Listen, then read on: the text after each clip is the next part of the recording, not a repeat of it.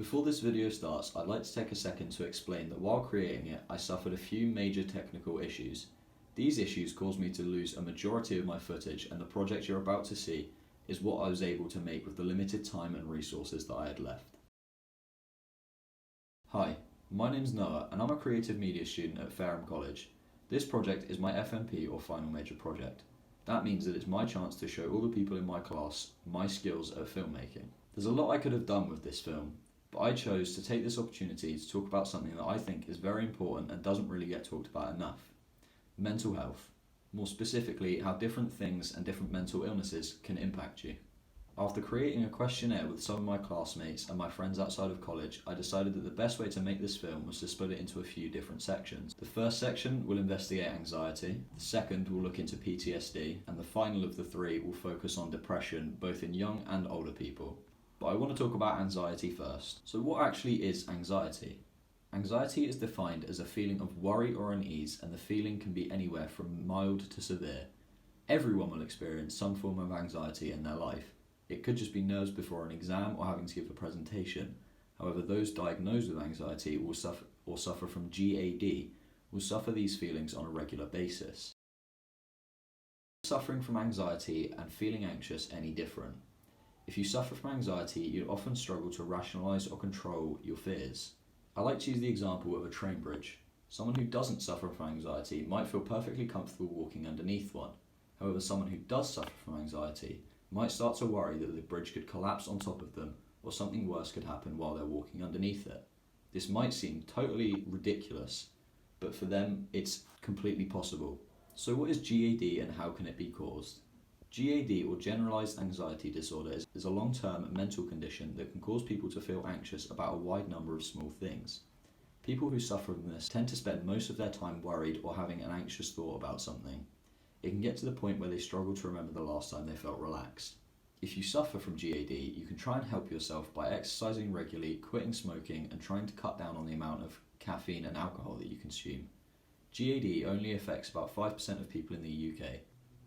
Post-traumatic stress disorder stems from seeing or experiencing a stressful or traumatic event.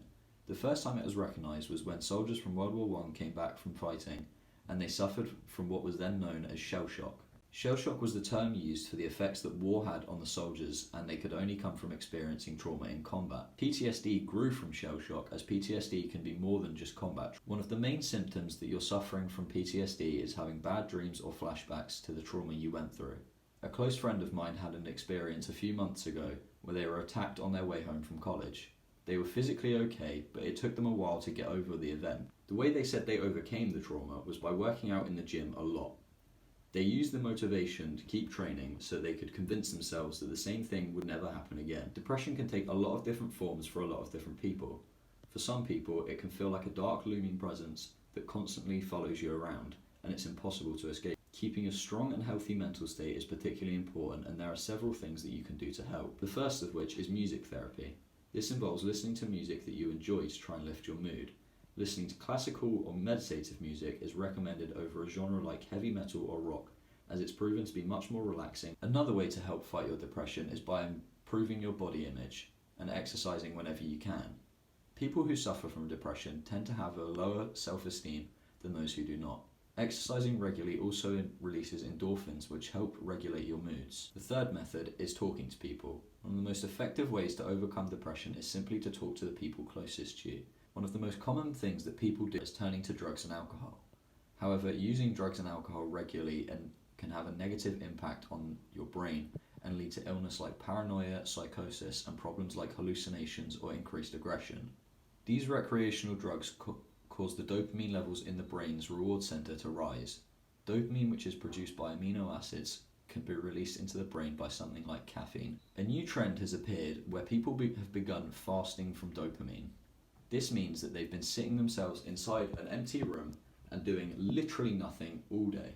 Fans of dopamine fasting have said that in today's world where we're constantly surrounded by technology and communications, being cut off for a while and taking some time away can be particularly good for your brain. Knowing all this is helpful, but not if you don't know the signs that you need to look for in yourself and the people around you. Some of the early signs to look for is a feeling of helplessness or being constantly unhappy or struggling to enjoy the things that you normally would. The purpose of this film is to try and make people aware of the impact you can have on someone else's life. Something as small as a compliment on someone's outfit can be enough to get them through the day that they normally would struggle with.